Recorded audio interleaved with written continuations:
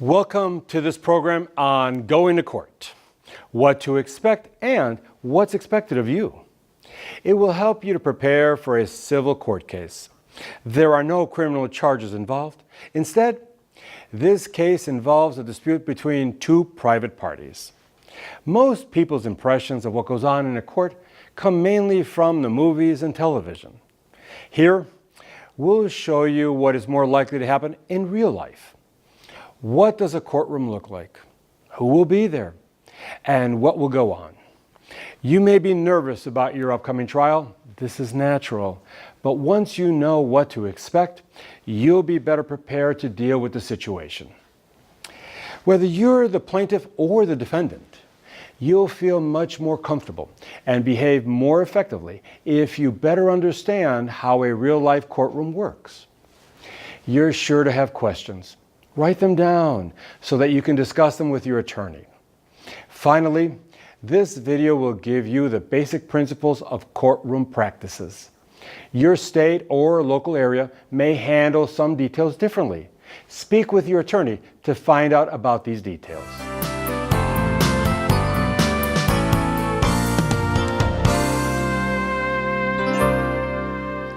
Let's begin with a tour of the courtroom itself. Many people expect the courtroom to look just like those on TV or in the movies. Some courtrooms do, but many others don't. Regardless of the design, the judge's area is always at the front of the court. It's often on a raised platform. It's sometimes called the bench. Next to the judge's area is the witness stand. It's often surrounded by a rail. This is where witnesses sit when they give testimony. There's also an area for the court reporter to sit. Since this person has to be able to hear everything said, his or her area is usually located close to the judge's bench and the witness stand. Most courtrooms also have a jury box, an enclosed area with seats. It can be on the left or the right side facing the judge. Some cases have 12 jurors, others have 6. Ask your attorney about the jury arrangements for your case. Adjacent to the courtroom are the judge's chambers. This is the judge's private office, a quiet place to study, think, and hold conferences. There's also a jury room where the jury goes to make its decision. Next in the courtroom are the seating areas for the opposing parties and their attorneys. Traditionally, the plaintiff sits at the table nearest the jury box. Some attorneys have their clients sit next to them. Other lawyers have clients sit behind them.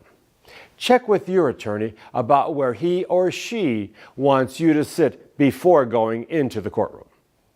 Finally, there's a seating area for spectators or witnesses when they're not kept isolated.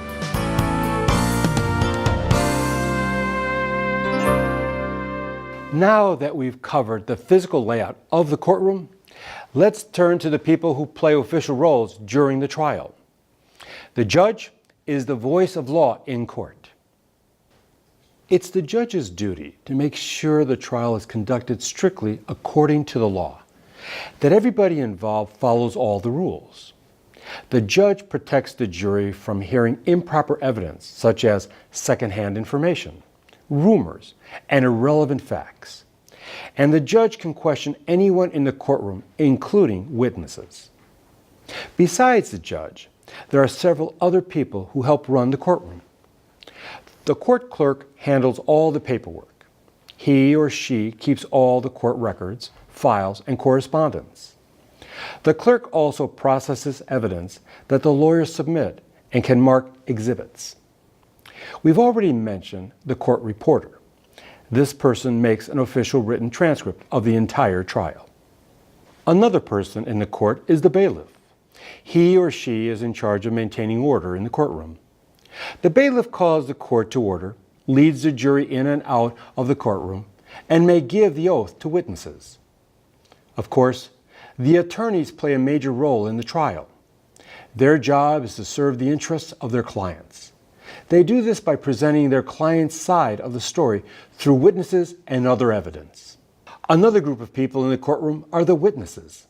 Each side usually presents witnesses who provide evidence by testifying. Each witness knows something that's important to the trial.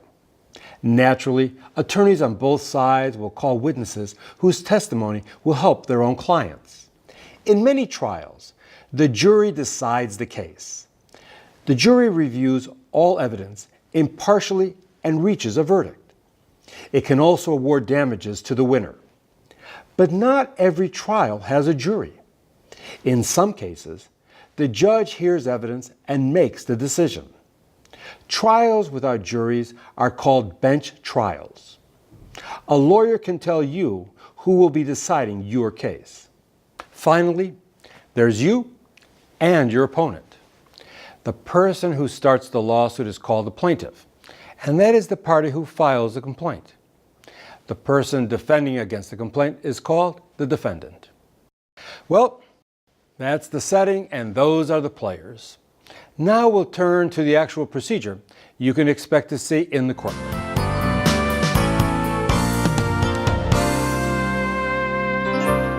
What are the steps in the trial process, and what does each one mean to you? Let's start at the beginning. The purpose of the trial is to discover the truth through the submission of evidence. Because every case is different, this process can take an hour or many months. You should ask your lawyer about how long your trial will likely take. How long before you go to court? Well, this also varies from case to case. The judge, not the lawyer, has complete control over when cases are scheduled.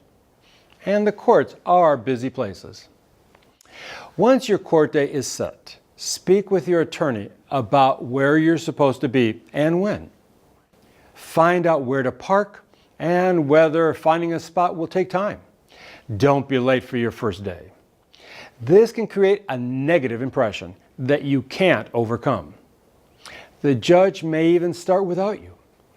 Also discuss with your lawyer what you should wear to court that day.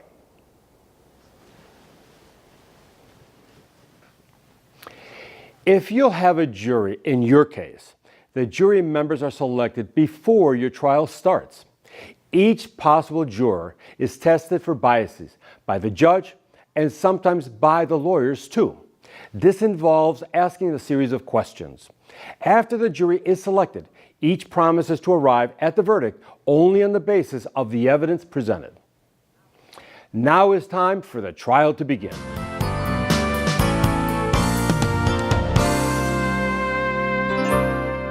You're in the courtroom, so is your opponent. Your attorneys are there along with the witnesses, the court reporter, the clerk, and the bailiff. The bailiff announces that the judge is entering. Everyone rises until told to be seated. The clerk announces your case and checks to make sure both sides are present.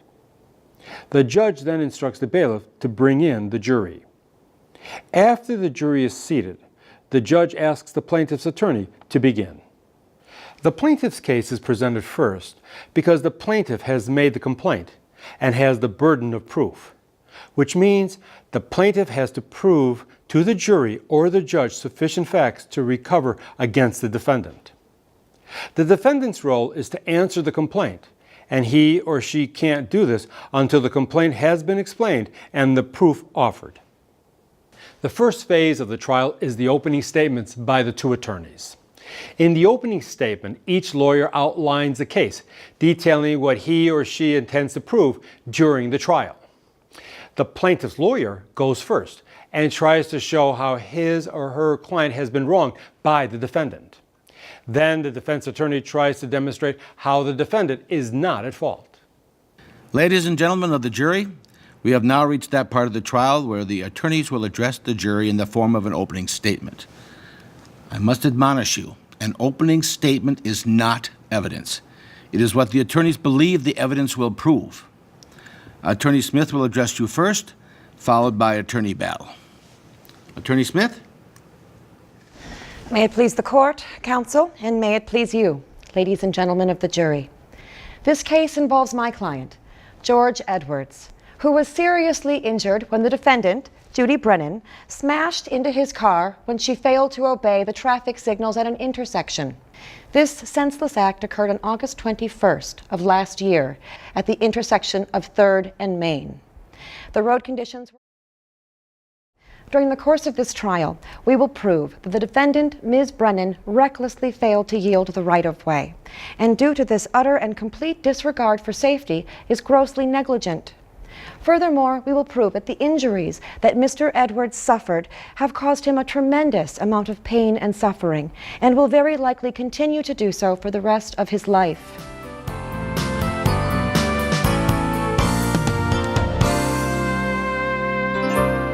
After the opening statements, it's time to present the evidence.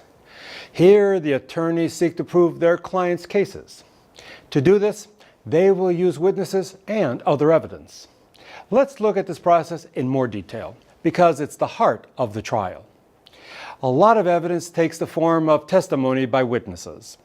The plaintiff's attorney calls a witness who's sworn to tell the truth. Remember, lies told on the witness stand are perjury, a serious criminal offense. The plaintiff's lawyer begins with what's called direct examination, where the lawyer asks the witness a series of questions. And through the witness's testimony, the plaintiff's attorney tries to bring up the facts to support his or her client's case. Something like this. Mr. Edwards, do you remember what date the accident occurred? Yes, it was August 21st. And could you tell the court, please, what you were doing just prior to the accident? I was in my car driving on 3rd Street. And which direction were you headed? I was going west. And how far had you driven down 3rd Street? I guess it was about a half mile. Where were you heading at this time? I was on my way home. Do you remember what the road conditions were like on the day of the accident? Well, it was a clear, dry day, so I guess the road conditions were real good, and rush hour traffic was pretty much over. And do you recall seeing any other traffic in the intersection? Not that I recall.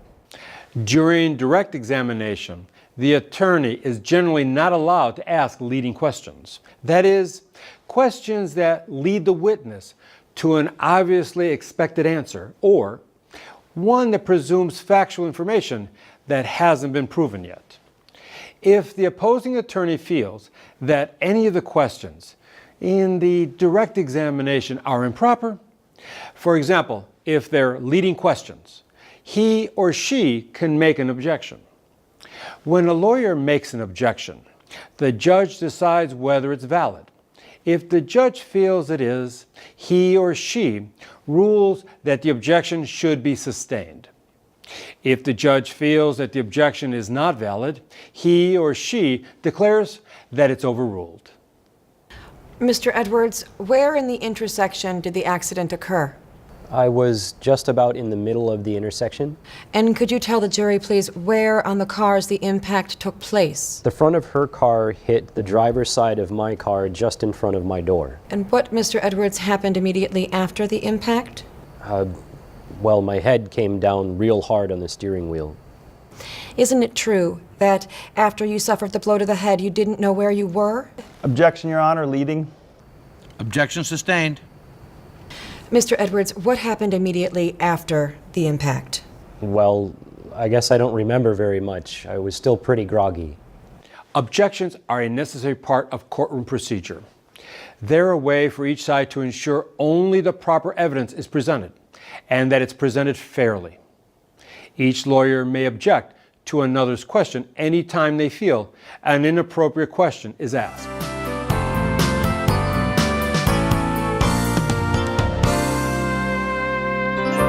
When the plaintiff's attorney has finished a direct examination of his or her witness, the defendant's attorney has a chance to conduct a cross-examination.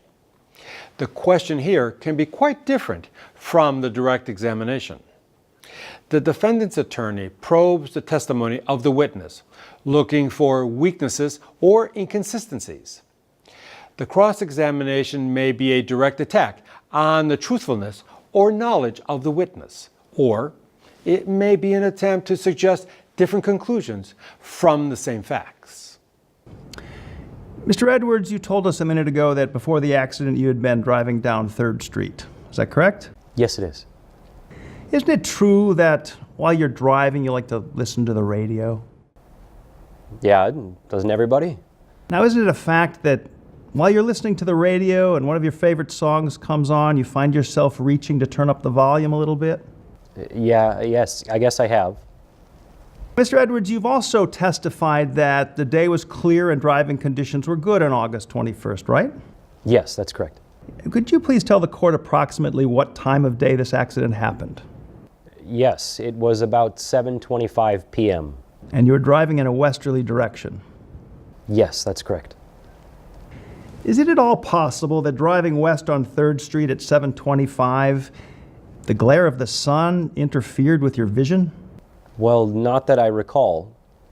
After the defendant's lawyer has finished the cross-examination, the plaintiff's attorney has the option of questioning his or her witness again. This is called redirect examination. After this, the defendant's attorney can conduct recross examination. When the attorneys are done with this questioning, the judge excuses this witness and the next one is called. Besides witnesses, the plaintiff's attorney may present other types of evidence called demonstrative evidence. This includes things like pictures, files and records, charts, photographs, models, x-rays, and so forth. Be sure to consult with your lawyer if you'll be using this type of evidence. When the plaintiff's attorney has presented all the evidence for his or her client's case, it's the defendant's turn to present evidence and answer the charges made. The entire process is repeated. Direct and cross-examination of witnesses, redirecting and recrossing, offering physical evidence, and so forth. Then, sometimes, the plaintiff's side gets another chance, this time to rebut the claims made by the defense.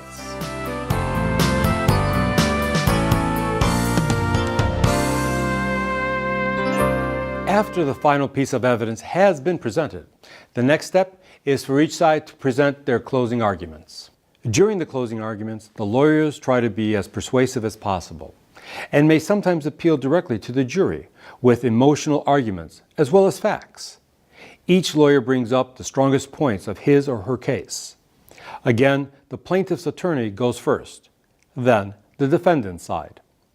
The plaintiff's attorney sometimes has a chance to speak one last time, again, because he or she has the burden of proof. Before a verdict is reached, the judge gives the jury some formal instructions. These are legal guidelines the jury must keep in mind during its deliberation. That is, its discussion of the case. The bailiff now escorts the jury from the courtroom to the jury room, where a foreperson is elected and deliberations take place. Once the jury has reached a verdict, the jury returns to the courtroom. The foreperson passes a written verdict to the judge, who reviews it, announces the verdict, and the trial comes to an end.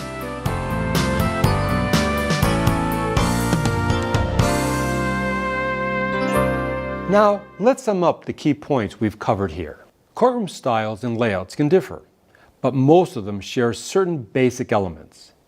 There's a judge's bench, a witness stand, a jury box, and areas for the court reporter, for the plaintiff, and defendant, and their attorneys, and for the spectators.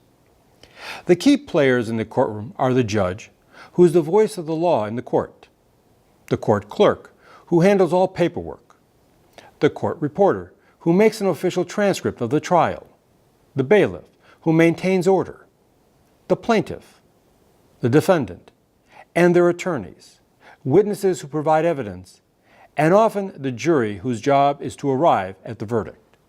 The actual process of the trial has several key steps. The jury selection, the opening statements first by the plaintiff's attorney, then by the defense, the presentation of evidence, which is the heart of the trial. Witnesses are called and questioned by direct and cross-examination.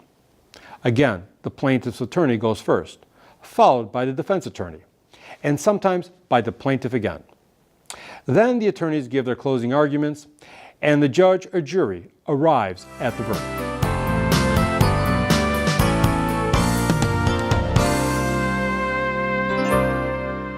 You may have heard the expression, reasonable minds can differ. Well, there's no place that demonstrates that more than in the courtroom. The fact that there's going to be a trial indicates that there are two sides to a dispute or claim that need to be resolved. The judge or jury will do their best to focus on the facts of the case. It's their job to decide what the truth is and to make a decision. They'll be asking themselves whether you are able to remember the facts and report them accurately, and whether you are a person with integrity whose word can be trusted. No matter how hard they try to keep their personal feelings separate from their decisions, it is still helpful that they react favorably to you. How we look, act, and talk can have a tremendous effect on how others feel about us. The goal is to help you avoid making a bad impression so that your case has a better chance of being decided fairly on the factual information and the merits of the case. You can do this by knowing ahead of time how people usually behave in court, and by using good manners and common sense. You should also take advantage of your attorney's experience by discussing what's expected of you ahead of time. First, let's talk about some general principles of courtroom etiquette. Then we'll discuss what to do on the witness stand when you are the center of attention. The first thing to remember is that you are always under inspection, not just while you're on the witness stand, but actually from the time you arrive at the courthouse. Make sure you're courteous, serious, and well-behaved at all times, even when you think nobody's watching. Give some careful thought to how you'll dress, since this is often the first thing people notice about you. Going to court is a serious occasion, so you should dress like you would for a job interview. You want to show your respect to the judge and everyone else there, and for the formality of the proceedings. You want people to remember you by what you say, not by what you wear. And the secret to achieving this is to wear exactly what people expect to see: neat, clean, conservative clothing. If you're not sure how to dress, choose an outfit that you're comfortable in and ask your attorney's opinion. The next point to remember is that you should always avoid discussing the case with anyone in the courtroom. Try not to speak to witnesses, spectators, or court personnel while you're waiting for the trial to begin or after it has started. It's especially important to avoid speaking with jury members about anything. This could be a cause for a mistrial. You're expected to avoid contact with the jurors, even in the parking lot or hallways. Of course, if you do have some accidental contact with a juror, like finding yourself on the same elevator, be tactful and courteous. Don't turn your back or be rude. Just make your behavior as neutral as possible. What about speaking with your attorney during the trial? Your attorney has to pay close attention to everything that's said during the trial. This requires his or her complete concentration. If you interrupt this concentration, your case could suffer. So talk to your lawyer beforehand and find out how he or she would like to handle your questions and comments during the trial. There are a few other formalities that you should know about. When you speak to the judge, address him or her as Your Honor, and always stand when the judge or jury enters or leaves the courtroom. During the trial, never let yourself appear to be bored or distracted. Don't slouch in your seat. Avoid turning around to see who's entering or leaving the courtroom. If you fidget and let your eyes dart all over the room, you look anxious and tense. That can work against you. Pay attention to what's going on. Sit upright and look alert. Show an active interest in the testimony that witnesses give, in the lawyer's statements, and in all the other proceedings. Don't get angry or frustrated and react visibly to what anyone says. Try to relax and control your feelings. Keep them to yourself. Listen quietly and be patient. Your side of the story will also be presented.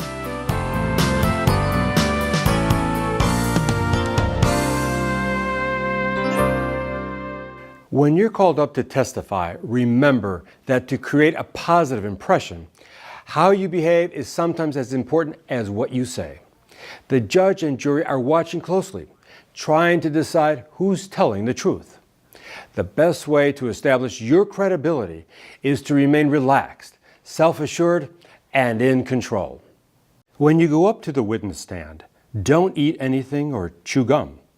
Go empty-handed. Leave your notes, your purse, and everything else at your seat. You're bound to be a little nervous, but try to stay as calm as you can. You'll be sworn in either on the way up or after you've entered the stand. Answer with a strong and confident "I do." Keep your hands quietly at your sides or in your lap, so you don't reach up and cover your mouth or eyes. Now, here are some suggestions to keep in mind when answering questions as a witness. First, a weak voice may communicate a lack of confidence, so be forthright and definitive in your speech. Don't speak until the question is asked, and wait for each question to finish before answering. Next, make sure you understand the question before answering. If it's vague or unclear, ask for it to be repeated or rephrased. And maybe the most important point is next. Nobody could ever guarantee the outcome of your case. But if you have any hope of winning your case, don't ever lie, exaggerate, or make up answers. If you find yourself saying something that is inaccurate or unclear, clarify it immediately. Now, keeping these points in mind, let's take a look at our witness and a couple of examples. I'm sure you'll see a difference. Mr. Edwards, at the time of the accident, were you employed in a full-time job? No, I guess I wasn't. Isn't it true that you had lost your job just the day Yeah, that before? was the day before. Mr. Edwards, could you tell the court where you had been the day of the accident? Well, I guess I was kind of all around. And the last place you stopped before the accident was the village pub, wasn't it? Yes, it was. And while you were at the bar, you had a couple of drinks, didn't you? Yeah, I did. And pretty soon you got in your car and started to drive home. Isn't that true? And that's when it happened. We'll get to the accident again, but first, have you had any nervous or psychological I disorders don't have in the any last psychological year? problems. How would you have reacted if you were a juror? Now let's look at Mr. Edwards as a more effective witness. Mr. Edwards, at the time of the accident, were you employed in a full-time job? No, not on the day of the accident. Isn't it true, Mr. Edwards, that you had lost your job the day before the accident? Yes, we had a difference of philosophy, and we felt it was better if I just moved on. Could you tell the court where you had been on the day of the accident? Well, I had a lot of loose ends to tie up, so I made a lot of stops. And the last place you stopped before the accident was the village pub, isn't that right? Yes, there were some friends from work that I wanted to see, and I wanted to hear any gossip. And you had a couple of drinks while you were at this bar, isn't that right? Well, not mixed drinks, just a couple of light beers. And pretty soon you got in your car and started to drive home, correct? That's correct. Mr. Edwards, have you been treated for any nervous or psychological disorders in the last 2 years? I'm not sure I understand the question. I'll rephrase it. Have you seen a psychologist for any health issues in the last 2 years? Well, about a year and a half ago, I went to a marriage counselor. I guess that's a psychologist. A minister from our church suggested it, and after I went a couple of times, everything's been fine since.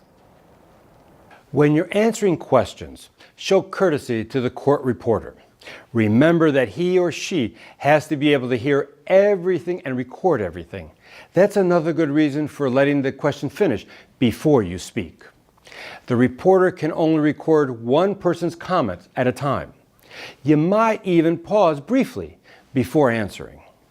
Besides helping the court reporter, this will also give you an opportunity to formulate your answer. Also, don't nod or shake your head instead of answering, because the court reporter and jury can hear that. Speak up so everyone can hear you. Don't say, or huh. Say yes or no. Let's turn to another set of witness guidelines, and again compare witness examples.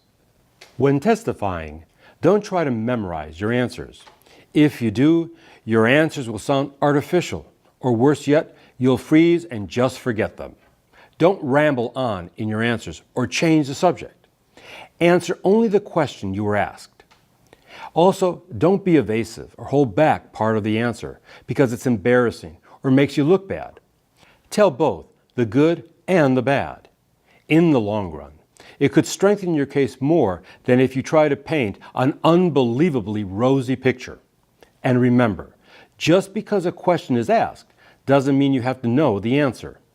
If you don't know an answer, just say so. Now, let's see how our witness does. Mr. Edwards, could you tell the court what happened right after the impact between the two vehicles? Well, the first thing I remember was a lot of crashing noise, and then a lot of people asking me how I was, and then they said to wait for the ambulance. And finally, the ambulance came, and they put me on a stretcher and took me to the hospital, and the police were there too. Do you remember how long it took after the accident for the ambulance to arrive at the scene? Oh, gosh, it was like 10 minutes. Could you tell the court about some of the injuries you received? Well, I hit my head pretty hard, so I've probably had headaches for quite a while from that, and I think that was called a concussion. And I've also had these severe neck pains, and that my wife said was probably whiplash, because I've had these shooting pains up and down my neck since the accident. Now, Mr. Edwards, you claim that as a result of these injuries, you have not been able to work a full-time job. Is that true? Well, no, I haven't been able to do anything since the accident. Have you ever been able to engage in any physical activities around the house? No, I haven't been able to do anything since the accident. Now let's look at Mr. Edwards as a more effective witness. Now, Mr. Edwards, would you tell the court what happened right after the impact of the two vehicles? Well, it all happened very quickly, but to the best of my recollection, first thing I remember was a lot of people coming up to me, telling me to ask me if I was okay, telling me to be still, and telling me to wait until the ambulance came. And the next thing I knew, the ambulance was there, and the police were there too, and then we were off to the hospital. Do you remember how long it took for the ambulances to arrive at the accident scene? No, I just don't know how to answer that. Could you describe to the court some of the injuries you received? Well, my head came down pretty hard on the steering wheel, which resulted in a slight concussion. And ever since the accident, I've been experiencing severe neck pain. Whenever I look up and back, I get these shooting pains up the back of my neck. Since the accident, Mr. Edwards, you haven't had a job, have you? No, not yet. Have you been able to partake in any physical activities around the house? Well, I guess I've tried. I did try to get up on the ladder to do some painting, but I didn't get too far. And I did try to play in the yard with my son, but we didn't get too far there either. Again, I think we both agree on who was more effective. Some people don't know who they should be looking at when giving their testimony. Check with your attorney about this point. Some lawyers want you to look at them during your answers, while others feel you should be looking at the jury. If being questioned by the opposing attorney, you shouldn't look to your attorney or the judge for help in answering any questions. If you appear to be too dependent upon your lawyer, the jury may find your testimony less credible. If a question is improper, your attorney will protect you with an objection. And if that happens, don't speak until the judge has ruled on the objection. Sometimes in tense situations, people resort to humor to make themselves feel more comfortable. But on the witness stand, you should avoid this. Some opposing attorneys may even try to intimidate you or make you angry by the use of sarcasm so you look bad in front of the jury. Even if the opposing attorney is hostile, the best way for you to behave is to remain calm and courteous.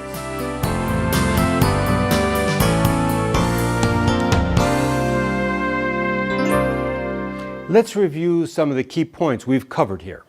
As we do, think back to some of the examples we've shown you. Now, let's begin. We all form immediate opinions about each other based on appearance and behavior. So when going to court, be courteous and serious at all times, not just while in the courtroom. Dress appropriately, showing respect for the judge, jury, and the formality of the proceedings. Don't discuss your case with others in the courthouse, and especially don't mingle or talk with jurors. In the courtroom, avoid interrupting your attorney while he or she is concentrating on the trial. Always rise for the judge and jury, and refer to the judge as Your Honor. Sit upright, pay attention, and look alert for all the proceedings. Don't visibly react to others' testimony. Control your feelings. Keep them to yourself. If called to testify, there's a lot to remember. First, go empty-handed and don't chew gum. Answer the oath with a confident, I do. Don't cover your eyes or mouth with your hands. When you answer questions, speak up so that you can be heard by all. Be definite and show confidence in your answers. And remember, don't ever lie, exaggerate, or make up answers. If you say something inaccurate, correct it immediately. With the information you've just learned and the use of a little common sense, you'll be better prepared for your time in court. You may even have a better chance for a fair outcome. But remember, there are no guarantees. If you have any questions about this program, be sure to discuss them with your lawyer because he or she is there to help. Good luck.